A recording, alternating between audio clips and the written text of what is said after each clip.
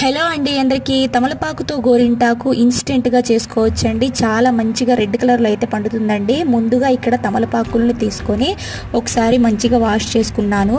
ఇక్కడ mixie jar లోకి ఇలాగా చిన్న చిన్న ముక్కలుగా కట్ చేసుకొని వేసుకోండి. ఇక్కడ పాన్ సున్నంని కొద్దిగా వేసుకోండి, కొద్దిగా పసుపు ఇలాగా మిక్సీ జార్ లో వేసుకొని మిక్సీ పట్టేసుకొని ఇలాగా వడగట్టుకోవాలండి. ఇలాగా వడగట్టుకున్న తర్వాత ఇక్కడ నేను గోపురం కుంకుమను యాడ్ చేస్తున్నానండి, రెడ్ కలర్ది. ఇలాగా మిక్స్ చేసుకొని కలుపుకోవాలండి. ఇక మన చేతిలో ఇలాగా డిజైన్ అయితే పెట్టుకోవాలండి. పెన్తో ఇక్కడ నేను డిజైన్ అయితే వేసుకున్నాను. ఇక మనం తయారు చేసుకున్న గోరింటాకుని అందులో ఫిల్ చేసుకోవాలండి. ఇక్కడ పాన్ సున్నంని కలుపుతున్నారు కదా, చేతికి ఏమైనా ఎఫెక్ట్ ఉంటుందా అని కొంతమందికి డౌట్ ఉంటుంది కదా అండి. ఏమీ ఎఫెక్ట్ అవ్వదండి. మంచిగా ఇలా ఇన్స్టెంట్గా అప్పటికప్పుడు తయారు చేసుకొని చాలా ఈజీగా పెట్టుకోవచ్చండి. 5 నిమిషాల్లో వాష్ చేసుకోవచ్చు. ఇక నచ్చితే ఛానల్ని లైక్ చేయండి, షేర్ చేయండి, సబ్స్క్రైబ్ చేయండి. Thanks for watching. For more